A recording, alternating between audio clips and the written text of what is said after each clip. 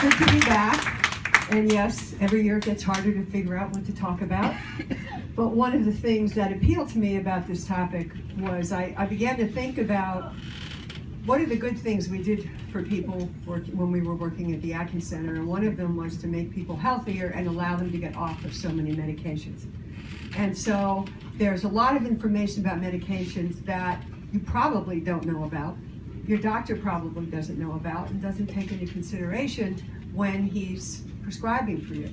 So I want to give you some of that information so that maybe it can help motivate you to really make losing weight in a low-carb lifestyle a pathway to getting off of medications, or at least cutting down your doses of medications. Now, it's not that all medications are bad under every circumstance, because they aren't. There are times, certainly in an emergency, when medications are going to be life-saving. There are also times when you have an acute illness, and for a short period of time you're going to be on medications, and that's perfectly fine and appropriate to do that. And there are also times when you have a particular illness where you have no other choice, there's no other treatment. So then you're going to have to take medications. But what I want to focus on today is this third category, the metabolic conditions we've been talking about all week that are associated with overweight, with obesity, with prediabetes, with diabetes. And people are placed on medications, and they're expected to take them for the rest of their lives. Not only are they placed on medications, but as you get older, you usually wind up on more. And that has some very serious consequences, which I'll touch on later. So those are the medications I'm really going to talk about today. And the lifestyle-related conditions, and these metabolic conditions are lifestyle-related. They're often made worse by an unhealthy lifestyle. They can be made better by a healthier lifestyle. That should be our first choice. It shouldn't be a prescription pad for everything. So I'm going to talk specifically about 3 different areas about medications, and think about whether your doctor ever discussed any of these areas with you when he was deciding what kind of prescription to write for you. Did he talk to you about whether your medication is going to deplete any particular nutrients? Almost every medication has the potential to deplete one or a variety of nutrients. Secondly, do they have a negative impact on your insulin and blood sugar regulation? Many of them do. Third, do they hinder your weight loss efforts or actually cause you to gain weight? And if you're already dealing with these kinds of issues, you don't want to wind up on a medication that's only going to make your original problem potentially worse. Oh, good. So what did I do? Now, am I pointing it at the wrong place? Maybe. I think I hit the wrong button. They're close together. I am really, anybody who knows who I am knows that I'm really technologically challenged here. So. That's why we love you.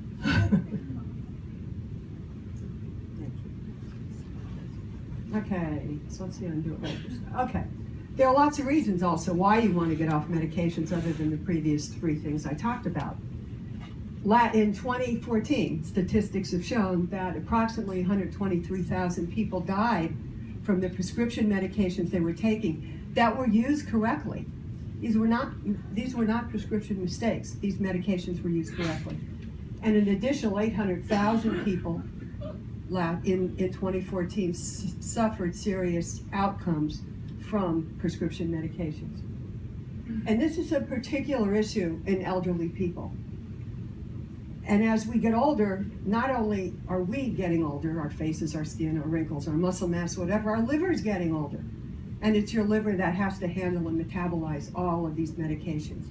And as you start getting a mixture of medications and your liver isn't as effective as it used to be, that puts you at risk for serious complications. Also, medications in the form in which we use them for these chronic conditions, they're not mostly curative of anything. They'll take away a symptom, and they may take away the symptom temporarily, but they don't really cure you, which is why you wind up on them for years and years and years. So a better solution is to get to the real reason why you have the symptoms, and that's a more curative solution. And of course, the financial stress on our healthcare system. $475 billion a year spent on prescription medications. Pharmaceutical industry loves it, but taxpayers, we don't. Other reasons why we should get off, of course, are the ever-increasing cost of prescription medications, and there's no regulation. Pharmaceutical industries can raise their prescription medication costs as often as they want to, and they do. Even the old drugs that have been around for a very long time are beginning to get more and more expensive every year. And of course, if you live in the United States, we pay more for our prescriptions. It's estimated 20 to 40%, 25 to 40% more, because we can't really negotiate drug prices except for Medicaid and the VA. Otherwise, Medicare cannot negotiate drug prices. So we actually pay more so that many other countries that can negotiate pay less. Now, this is an interesting article, and the statistic, the next 2 points came from this article, Pharmacoeconomics, that the United States is the most expensive country to live in if you have type 2 diabetes, because of how expensive medical care is and how much out-of-pocket expense there can be. And if you're on Medicare and you're taking insulin, and insulin can get to be very expensive every month, and you fall into the donut hole after the first few months of the year, you have out-of-pocket expenses that will not be covered until you get to the catastrophic plan, which I think is around $4,900 in expenses. So it's very expensive to have type 2 diabetes in the United States. The average lifetime cost for type 2, I knew it was a lot, but I had no idea it was estimated to be $283,000 in a lifetime. The other issue about why you want to get off your medications is because there's really a very questionable state of research and pharmaceutical research that's gone on and has been published and continues to be published when we really find out how the pharmaceutical industries have often behaved. It's not unusual that they would withhold negative findings in a study. They have ways of having people come and write, they're called ghost writers. Oh, it's on the next slide, but I'll talk about it now.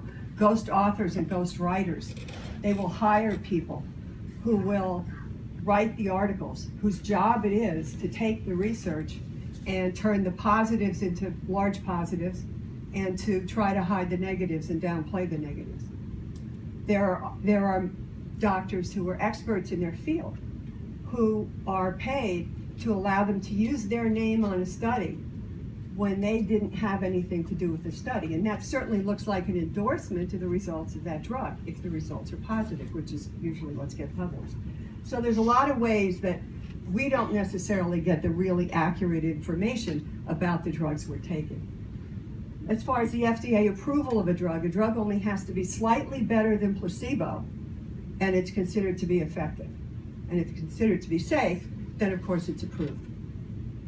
Studies are often short-term. They'll use a select group of people. And they're often small groups, and also doesn't often include, until fairly recently, enough women in a study or enough members of other ethnicities. And yet women and people of other ethnicities are going to wind up on those drugs, and it's never been studied on them. There can be multiple endpoints in a study, which means that you're going to do the study to show X, Y, and Z. Well, if they're doing a study and it looks like preliminary results are negative on X and Y, maybe they're only going to want to tell you about Z, because the results were good on Z. Now, there are some laws regulations put into place where you have to register a study and what your endpoints are going to be. And you can't, in the middle of the study, decide to change your endpoints. So that's one way they're trying to really make research a lot more honest, so that the decisions that are made about the use of drugs hopefully are going to be made with much more truth than we've had in the past. An abstract does not always reflect the true results. Oftentimes, the more negative things are buried in the many pages of the study. And I don't know how many doctors who necessarily read every study in full and then look at all the statistics and figure out whether or not they are indeed correct. They're too busy oftentimes to be able to do that. And so that's another area where things can be less than honest. And cloning positive results. They have companies that will write these studies up, they look very positive, and they'll get them all out there in different journals. So it kind of multiplies the effect. instance, they show up in different journals and are quoted more and more often. So that's apparently called cloning. They've also looked at when a drug company does a study, it will be 4 times more positive results than if it's independently studied. And that's, I think, somewhat frightening, that there's so many negative results that can be hidden. Drug representatives. This was an interesting article from Journal of Internal Medicine. There was a survey that was done where they looked at how drug reps interacted with doctors in the US, in Canada, and in France. And of course, in all those countries, there are regulations that stated that a drug representative has to tell the doctor about negative results of the study and of the drug. And they also had to talk about contraindications. This is not a drug you should be used for X, Y, or Z. It's not safe to do that. The study didn't show good results. They found that neither Canada or the United States, less than 25% of the time, were any of these regulations followed. In France, they were slightly better because they have a lot more regulation and they have a lot more penalties if the drug representatives aren't doing what they're supposed to do. In the United States and in Canada, the penalties are small and they don't have enough people to even monitor the drug reps. So it's just the cost of doing business. The drug companies are very happy to pay the penalty and that's it. So it makes a big difference how the drug reps interact with doctors. I know when I first started working with Dr. Atkins, and for decades after, once or twice a week there'd be a drug rep who would come in wanting to talk with Dr. Atkins, and Dr. Atkins never saw a drug rep. It was my job to make sure they didn't get into him because he didn't want to talk to them. So they'd come and they'd bribe you, well, how about if I order lunch for the whole staff for you? Or I'll print all the doctor's prescription pads. Or how about going to, Dr. Atkins can go to a steakhouse, one of the expensive steakhouses in New York. They were always willing to provide some sort of quote unquote bribery in order to get their message across. And they're really starting to tighten up on a lot of that too. I mentioned the other two things, that women and other ethnic groups in clinical trials are often underrepresented. So, is modern medicine so good, why is everyone so sick? And I think I counted, it was 29 bottles here. 29 or 23, I don't remember which. I've seen patients that came in on 35 medications. And part of the difficulty was that we have a specialist for everything. So you can wind up going to 4 or 5 or 6 doctors, and they all have their prescription and their treatment. But who's really monitoring all of it and the interactions between all of them? And a lot of these medications wind up being ordered because you had a side effect of a previous medication and it wasn't necessarily recognized as a side effect. The doctor thought it was a new condition, and that becomes a real issue. So people wind up on something called polypharmacy. And there are a number of different definitions of polypharmacy, but the most commonly used one is that you're on 5 or more medications for the same or similar conditions. And it's very common in the United States. And 30 to 40% of elderly people are in this category. And 5 is a low number once you start getting it to people who are Medicare age. 5 is a low number for how many drugs people will be on. The more medication you take, the more likely you're going to get drug interactions and other side effects. And as I mentioned, it can lead to more medications, whether they be appropriate or not. So this is kind of a busy slide, but I thought it was interesting. So I was trying to figure out, how do people wind up on multiple medications? So this was in online on Medscape, and it was the number of prescriptions written every month for the top 100 drugs. And from July of 2013 until June of 2014. Now I just took the first 30, and there are 14 here. These 14 could be very commonly prescribed for the metabolic conditions we've been talking about this week. You've got Synthroid, which is the biggest selling, and that's sold over 22 million. I rounded these down to the lower million figure. it actually was 22,600,000 prescriptions every month for Synthroid. And then the next, of course, was Crestor, and that was something like 22,400,000. So you can see it's blood pressure, it's Nexium, it's the proton pump inhibitors, it's different kind of insulin, it's Cymbalta. Many patients have anxiety and depression when they have metabolic disorders. Diabetes and depression often go hand in hand. Celebrex for your inflamed joints. Abilify, another medication that if your one antidepressant doesn't work, let's add another one and you'll feel better. Januvia, Zetia. So these, if you just look at that, you can find easily 5 medications that one person would be put on with metabolic disorders. So out of the top 30, this is 14. There were 2 others that are so indirectly related to metabolic disorders, the little blue pill and Cialis. They were 17 and 18, I think, on this list. And then there were 4 in the top 30 for asthma, which also can be related. Carbohydrate restriction is a very good strategy to use for someone with asthma. So just look at all the top 30 drugs, and most of them are lifestyle related and can be treated with lifestyle. It's just unfortunate we aren't doing enough of that.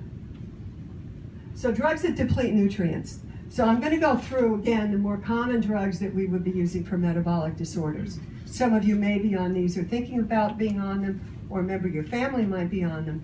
And how many people in here have ever gone to a doctor who is writing a prescription for you, aside from statins, because some doctors have sense enough to use coenzyme Q10. How many have been told that this is going to deplete a certain nutrient and you should supplement? Yeah, nobody. Oh, I'm sorry, I didn't see you back there.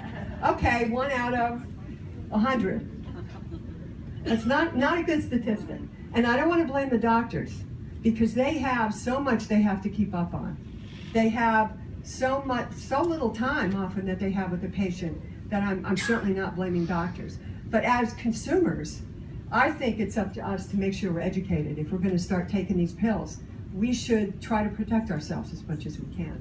So that's my point. The other point in this is, as I go through the list, just notice how many times and how many drugs you'll see that deplete magnesium. Magnesium is a very, very important nutrient. Not that the others aren't, but most of us are depleted in magnesium anyway. And if you're